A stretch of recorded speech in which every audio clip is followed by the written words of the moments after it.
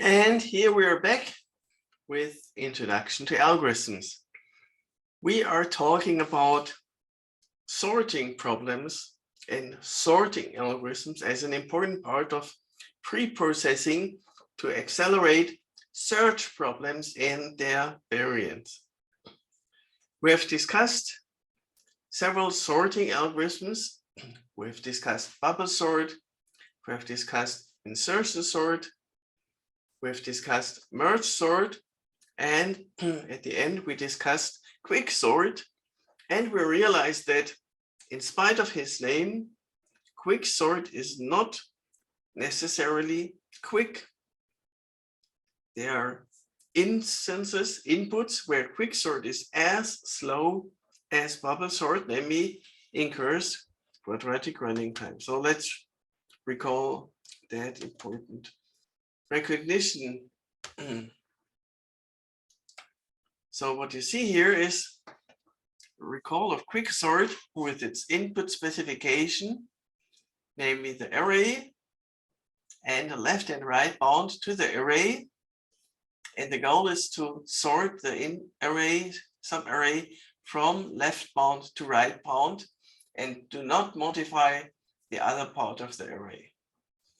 And if the left bound is larger than the right bound, then there's at most one element, and that is trivially sorted. So that's kind of the recursion bottom, because Quicksort is a recursive algorithm.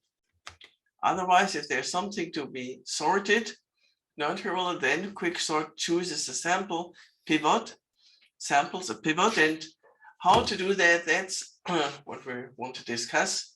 But for now, let's just suppose that the pivot has been selected, then all elements smaller than the pivot will be put to the left part of the array, and all elements larger than the pivot will be put to the right part of the pivot of the array. And we don't really know what is the value of the pivot. Therefore, the left part of the array could be very large or could be very small, and similarly or dually for the right part. And it's really hard to tell in advance where the pivot will end up after this splitting phase. So here you see the splitting algorithm, and actually, if you recall, we had such splitting procedure already discussed when we talked in chapter 2, searching, about the linear time median algorithm.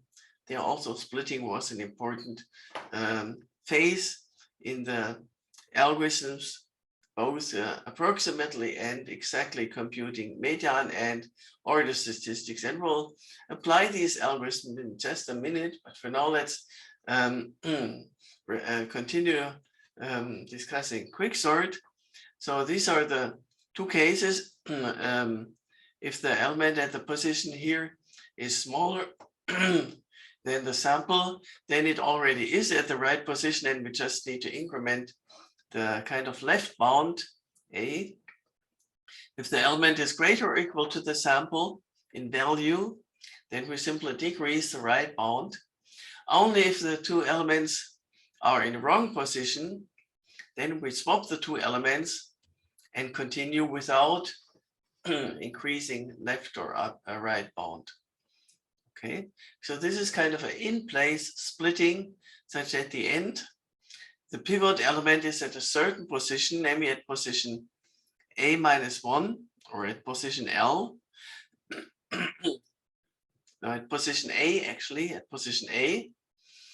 And it remains to sort the left part of the interval from L to A minus 1 at the right place. Also recursively sort the part from position B plus 1 up to R, because the one at position B, that's still the pivot.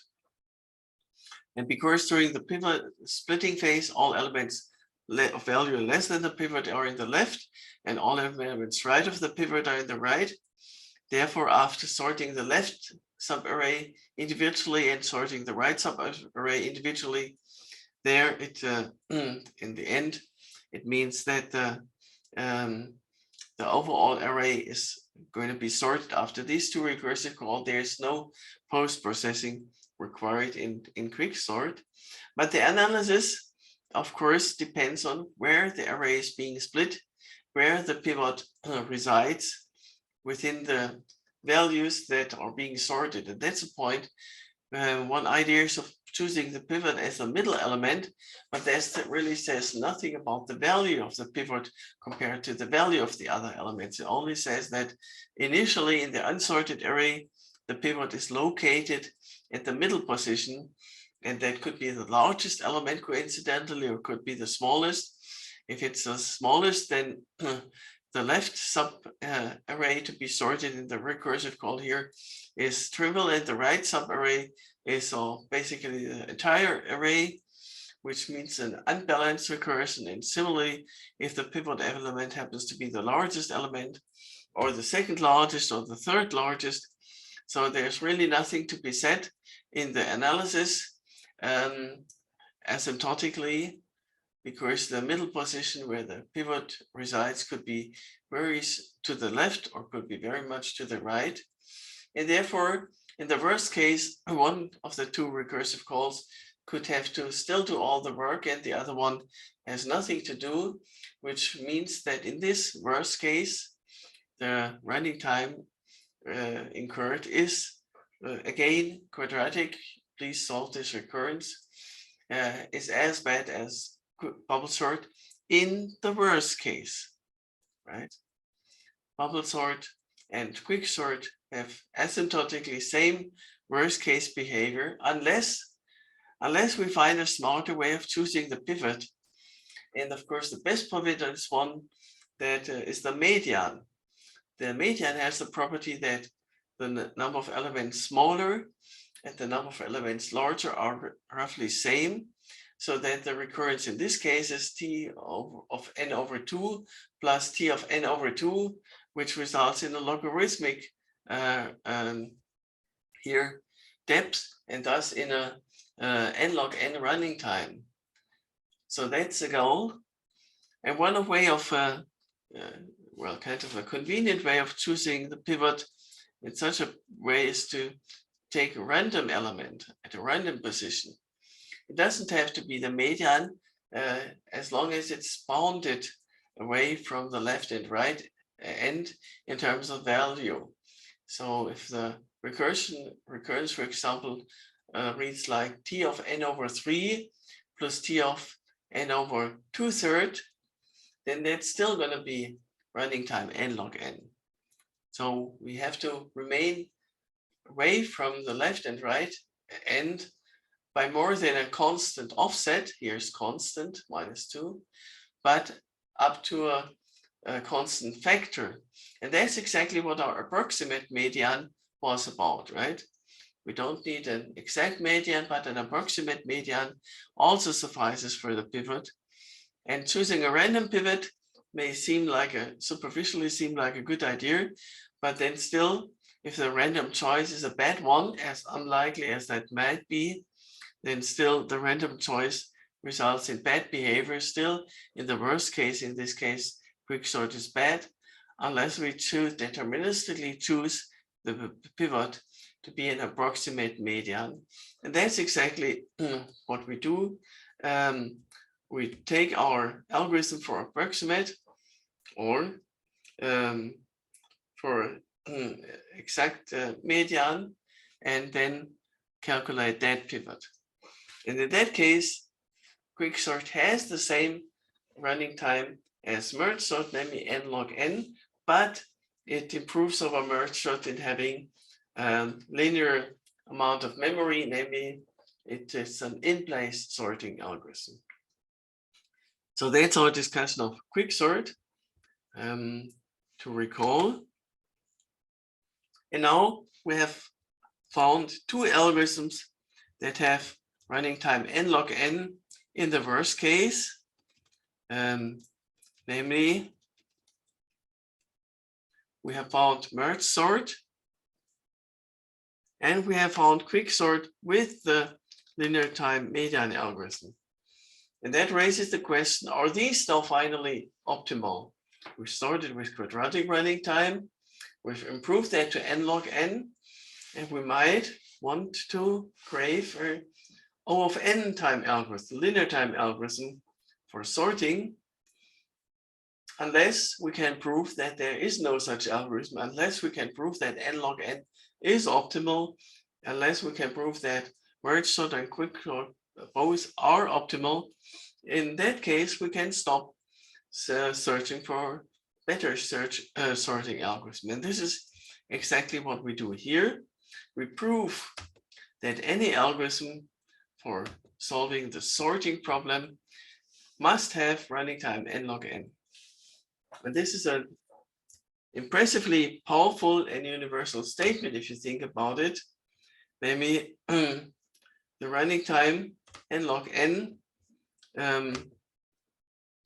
arguing about any possible algorithm, right?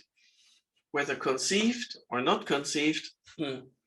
This is a strong mathematical statement. We haven't even formalized what an algorithm is, right? So how can we argue about any possible algorithm without formalizing algorithm? That's what we're going to do first. We're going to formalize a certain class of sorting algorithms, namely the comparison-based sorting algorithms. This is what we're going to do first. We're going to introduce to define mathematically a class of comparison-based sorting algorithms, which are called decision tree. This decision tree for sorting n elements is a binary tree whose nodes are labeled with comparisons between input elements. The ith and the jth input element are being compared. Recall that X is the input array and I and J. What you see is an example decision tree for sorting 3 elements. So this is the case n equals 3 here. And you see here, internal nodes are labeled with comparisons. This means compare the first with second element. Here the elements are called A instead of X, and A1 and A2 instead of X of 1 and X of 2. But that's just notational sugar. So here you see another comparison, A of 2 and A of 3. You see another comparison in a binary tree, so that's a decision tree. And it's a decision tree for sorting 3 elements. And the condition for being a decision tree for sorting elements is the additional condition imposed on the leaves. Namely, the leaves must be labeled with permutations of n elements.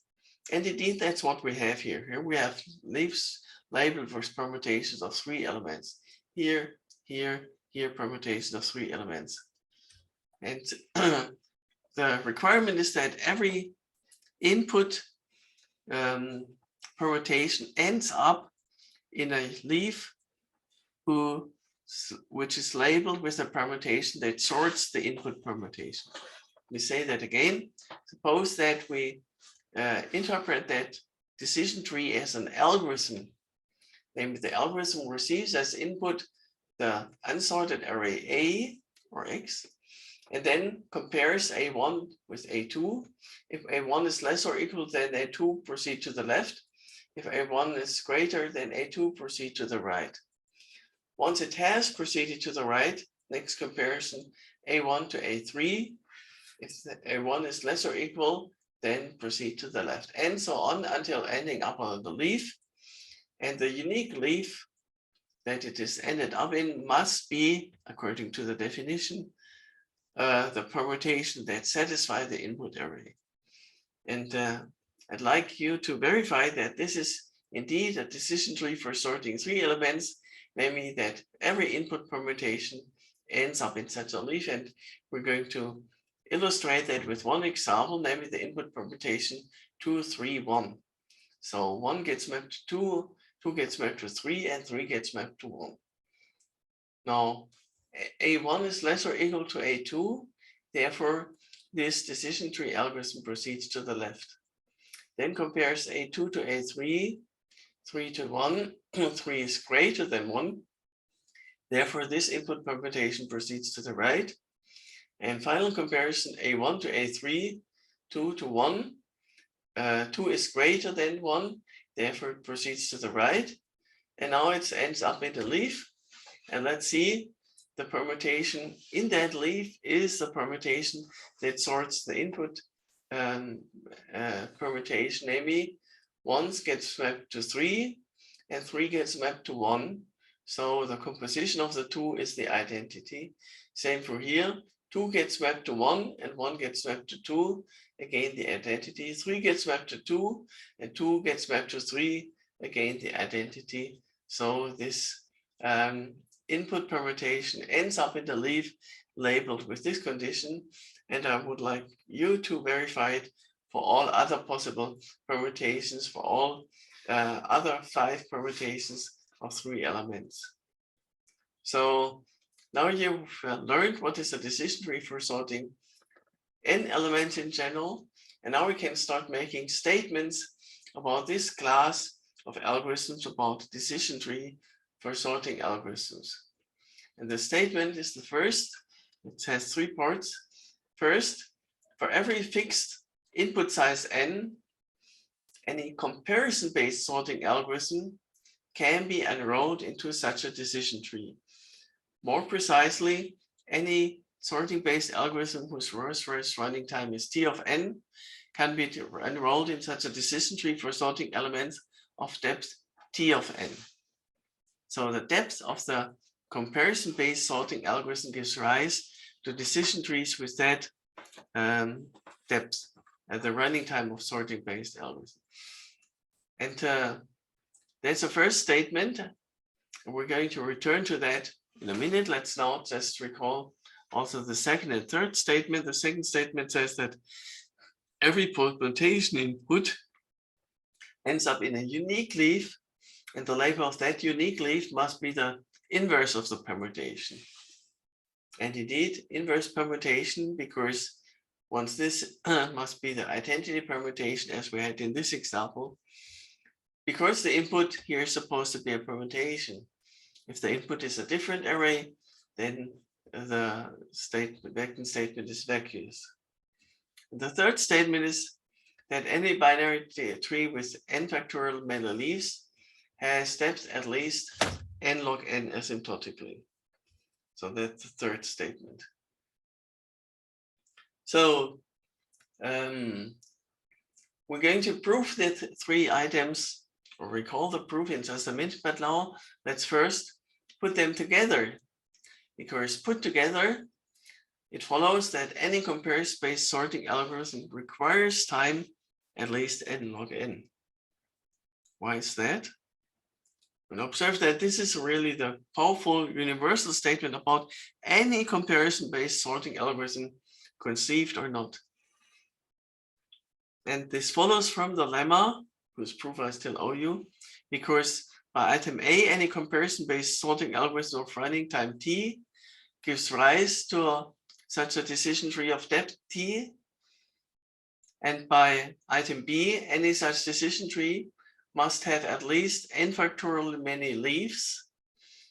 And by item C, any binary tree with n factorial many leaves must have depth at least n log n, which by item A coincides with the runtime of the original comparison-based algorithm. So the 3 items from the lemma together yield the proof of this powerful theorem. So it remains for me to provide you with the proof of 3 items of the lemma. And then we have established that quicksort with pivot, median pivot, and merge sort are both optimal with their n log n running time, cannot be beaten asymptotically better. And to prove that, item A, the idea is to perform a symbolic execution of the comparison-based sorting algorithm. Comparison-based sorting algorithm will start, since it's comparison-based, since it only uses comparison.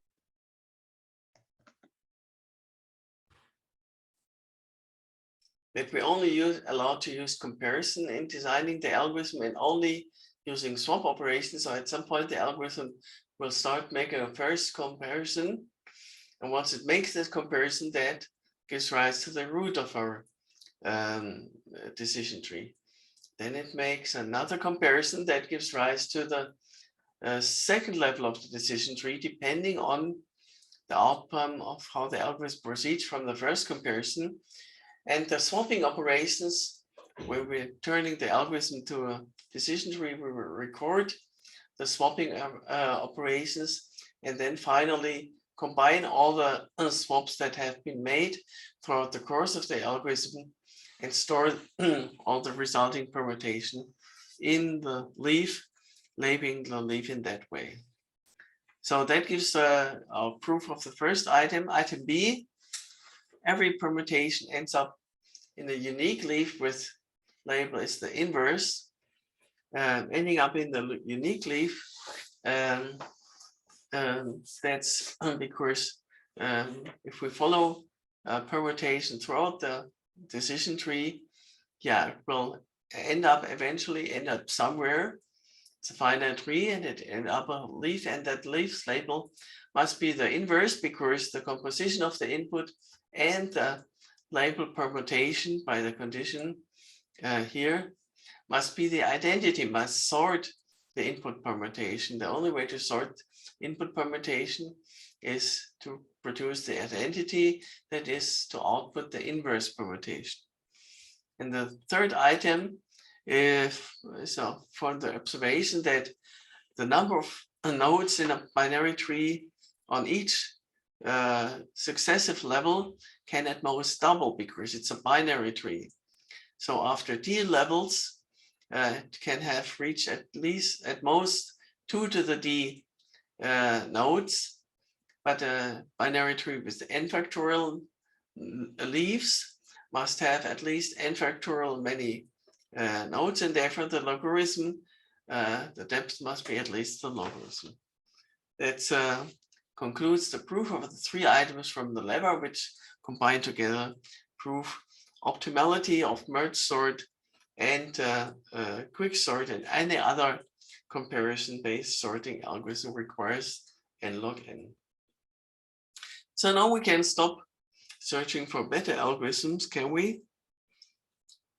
Well, yes and no. You already see the hypothesis here, namely that the algorithm is comparison-based.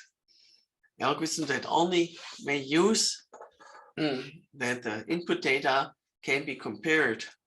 However, if the input data has additional structure, then we can conceive non-comparison based sorting algorithm. That's where we're heading for now. So for example, if the input data consists of integers, then these can be used for hashing, which is not a comparison based operation. So let's now discuss some non-comparison based algorithms. And the first such non-comparison based algorithm we consider is counting sort. In counting sort, the input is supposed to be a set of integers in the range from 1 to m. And the goal is to sort these integers, so again, to output the permuted array, which is sorted non-decreasing order according to these integer key values. And now we can use additional operations beyond just the comparisons and the swap operation. And we do that with the following counting sort operation, which uses an additional array, a helper array called count, which has one entry for each possible value. So again, as in hashing, we make use that the values of the data to be sorted can in turn be used as indices because they're integers. So let's suppose this is a helper array, and the implicit assumption here is that this helper array is small, that the number of the data is small compared to the size of the data. Put differently, this is most efficient when they're repeated entries. In that case, we first initialize this helper array with zeros to indicate that no such element is present. And then we walk through the input array, and for every value occurring into the input array, we increase the count, the number of values that we have, number of times we've encountered that value stored in the helper array, initially none, and then each time we encounter the same value, we increment this count.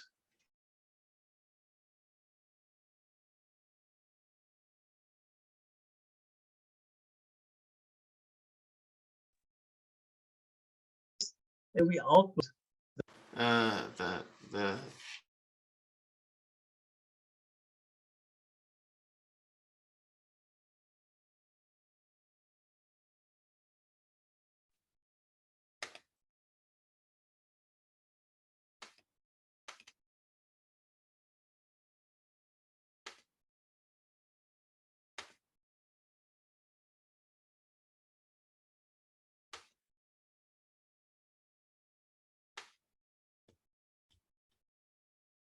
and to this end, we do that in reverse order. When we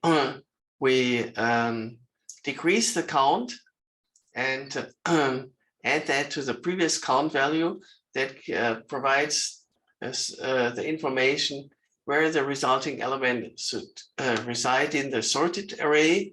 And then we store that in the sorted array at the corresponding position in the final loop. This is what happens here. And now, if you analyze the running time of this algorithm, this is n plus m, right? So here we have the loop with order m, here we have an order n, this is m, this is n. So the running time is 2 times m plus 2 times n, but the constant factor 2 doesn't matter, so this is the running time. And observe that this algorithm exceeds, goes beyond the permitted primitives that the comparison-based sorting algorithm may use, right? So this is not a comparison-based sorting algorithm.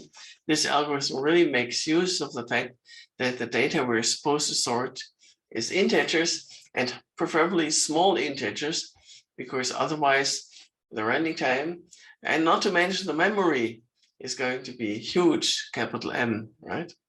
So this is the memory used, this is the running time, and the running time depends on M, the magnitude of the integers to be sorted, whereas in comparison-based sorting, the magnitude of the data to be sorted did not matter, only the number of items to be sorted, not how large these items are.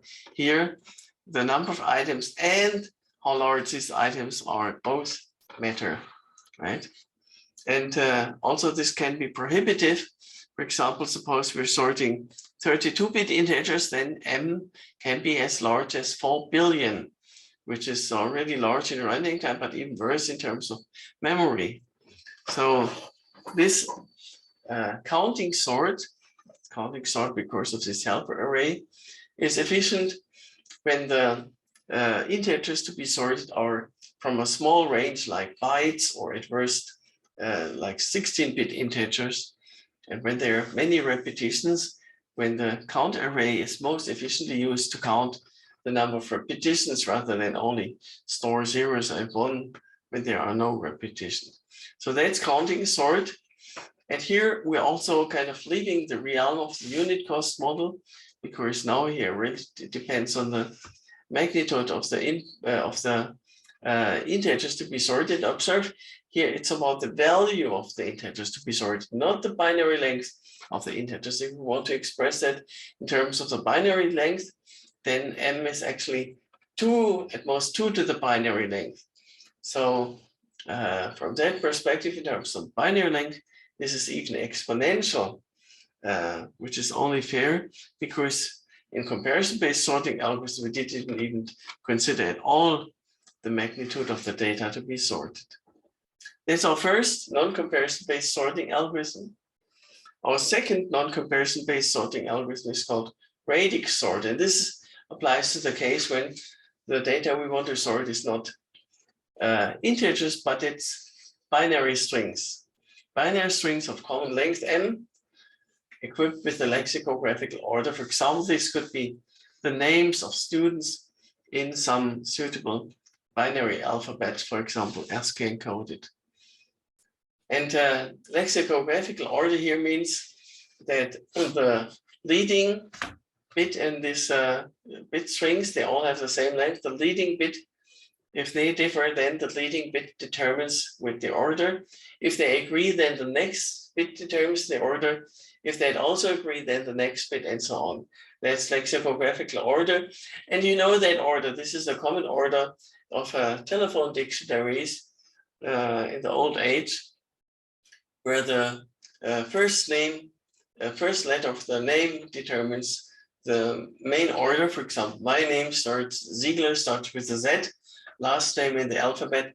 So my name is usually among the last names in a telephone dictionary, but not the last, because my second, among all those names that start with Z, that agree with the first digit, then the second letter determines the position. And my second letter in my name is I, but there are other names that start with Z and that continue with the letter after I, and that they occur even later in the telephone dictionary. So that's about lexicographical order. The nice thing is it is a total order, so the sorting problem is well specified, well defined. And now we want to devise an algorithm that sorts these binary strings, making use of the fact that they're binary strings. And this algorithm is called Radix Sort, and it receives three parameters: the left and the right part of the interval of the array to be sorted, and where to start sorting in terms of the number of bits. This is as we'll see, recursive algorithm. If the array is empty, one element, or if the number of bits to look at is small, then we're done. Otherwise, we kind of split the input array like in the Quicksort and like in the median time algorithm for linear time algorithm for median. Namely, all entries with bit 0 are put before all those with bit 1. That's what you see here, partition or split, according to the mth bit. And then we recursively sort all those entries that have the first bit 0, and we recursively all entries that have the first bit equal to 1 independently. That's the point here, right?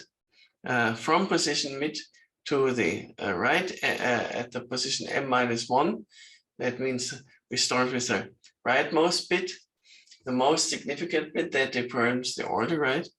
And then the left subarray and the right subarray from the middle position to the right. Again, this is not a comparison-based sorting algorithm because it makes use of the internal data, the internal structure. And the runtime analysis is that it uses, you see here, makes two recursive calls, but the recursive calls together cover the entire interval, right? So this is a part from L to mid. This is a part from mid to right. And this part has kind of constant time. So this has linear time. So the number of operations is n times m, where m is the number of bits, because after this one starts again.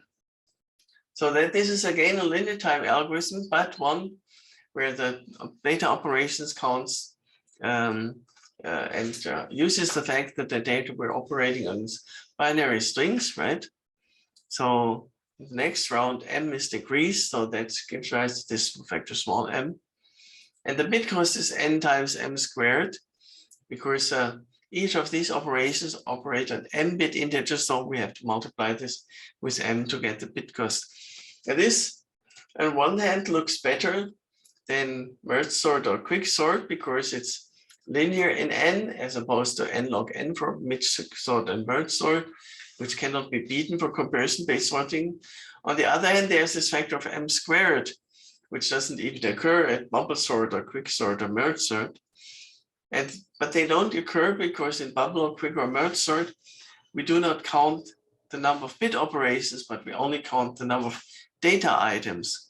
And if the data items are actually integers, or if the data items are actually binary strings, then a more realistic prediction of the performance of these algorithms on this kind of data should take into account the length should be multiplied with m, the number of bits.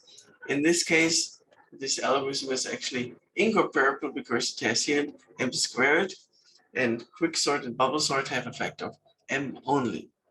So it really depends on the ratio between the number of items, capital N, and the length of the items, small m.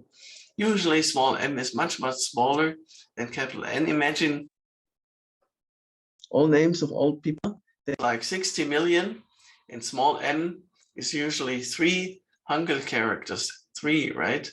Well, Hangul needs to be encoded in binary, still small m is a constant. So this is our second non-comparison based sorting algorithm, and both superficially beat the low bound are linear time sorting algorithms, but both with a caveat, they will depending on the date, magnitude of the data to be sorted, depending on the binary length of the integers to be sorted, and depending on the length of binary strings to be sorted. So that concludes our two non-comparison based sorting algorithms that beat the apparently paradoxically beat the low bound that we discussed before.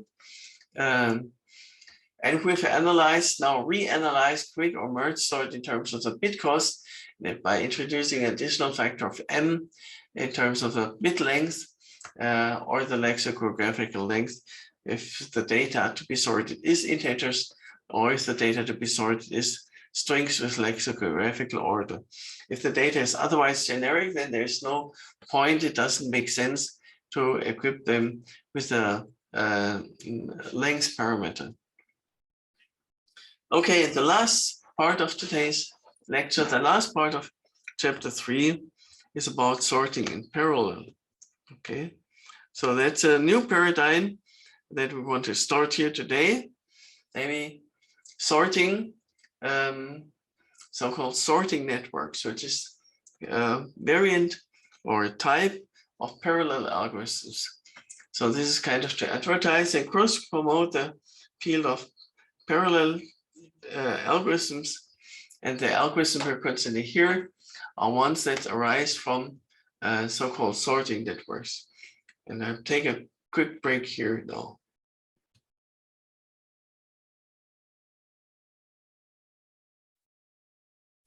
So what you see here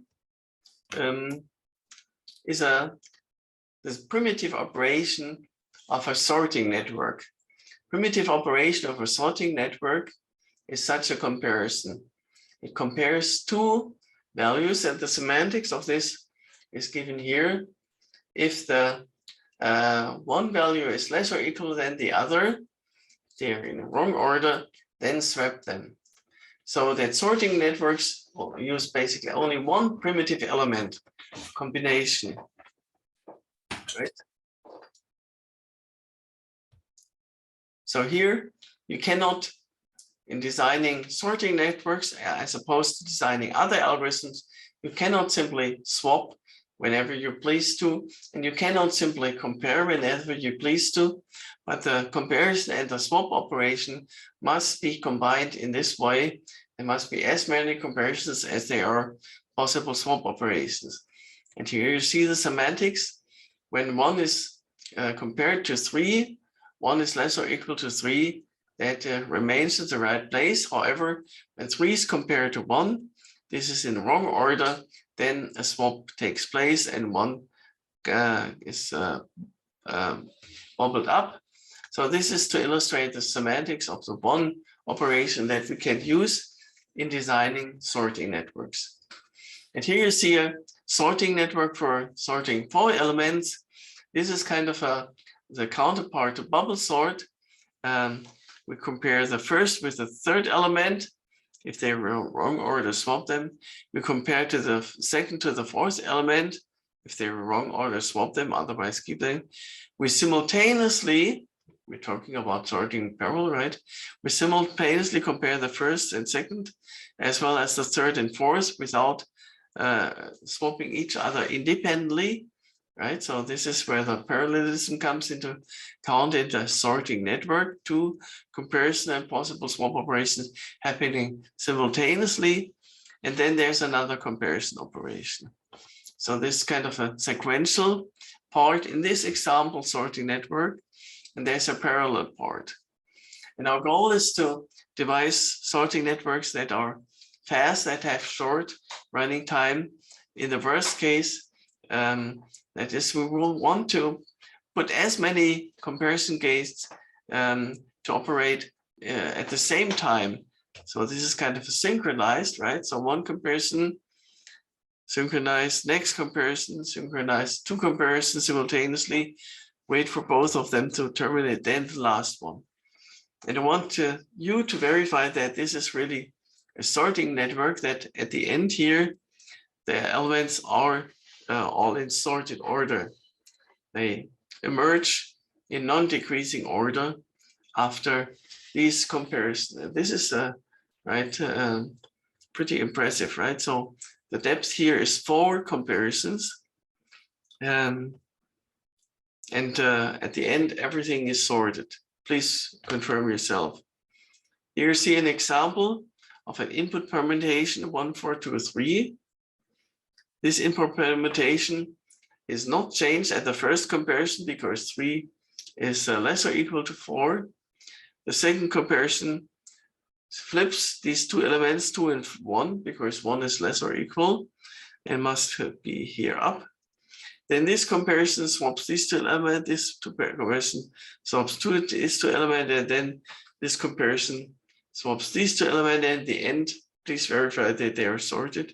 And do the same, repeat the same for all possible input permutations of 4 elements to verify that this is indeed a sorting network for sorting 4 elements. And this one is called bubble sorting network. Here you see its generalization. It first compares these two elements, then these, then starts again and starts again and starts again. And it's called bubble sort because it kind of simulates the behavior of bubble sort, where after the first round, first loop here, the last element is indeed the largest. Then among the remaining elements, the second largest goes here, third largest goes here, and so on. So this is kind of very similar to bubble sort. And therefore it's called bubble sorting network. Let's record some quantitative properties of bubble sorting network. It has size n squared, right? So n minus 1, n minus 2, n minus 3, n minus 4, and so on. So you see that the number, the size decreases arithmetically, and therefore is a total of n squared. And this is the depth of the sorting network, which translates to quadratic time when interpreting sorting networks as parallel sorting algorithms. So that's the size, but the depth is only linear, right? That's the thing, right? So here, this is, you see here, many comparisons can happen in parallel. And what can prove, but what exceeds the purpose of this introductory lecture, is that when verifying the correctness of a sorting network, we don't need to consider all possible inputs. We don't even need to consider all possible permutations. It suffices to consider only all input sequence that are comprised of zeros and ones. So that's very simple case, and the theorem says if the sorting network sorts these correctly, then it will sort everything correctly, which is quite impressive if you think about it. That's the first claim. And the second claim is that there exist sorting networks that have optimal size and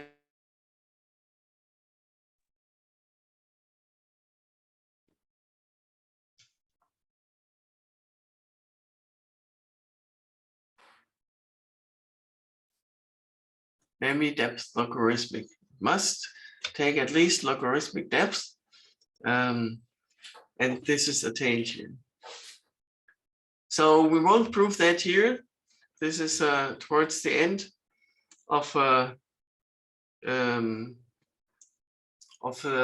chapter 3, sorting. There's some great questions in the chat that I'm happy to answer. First question is a sorting network a representation of comparison-based sorting? That's the answer is yes, it is. But the point here is it's a representation of comparison-based parallel sorting. It's one way of conducting sorting in parallel, because as you recall, in a sorting network, comparisons may take place simultaneously, right? So for example, yes, here you see some comparisons happening at the same time. So comparison-based sorting is therefore can be implemented on a parallel computer where each comparison is conducted by a separate computer or a separate gate, logical gate, that all have access to the same data, to the same array. So this is kind of parallel sorting with shared data, jointly accessed data. So that's one way of implementing this on a parallel computer. Other questions of implementation go beyond the purpose of this introductory course.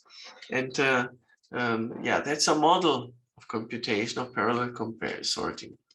So in the optimal depth here, the running time here is n, but it can be improved.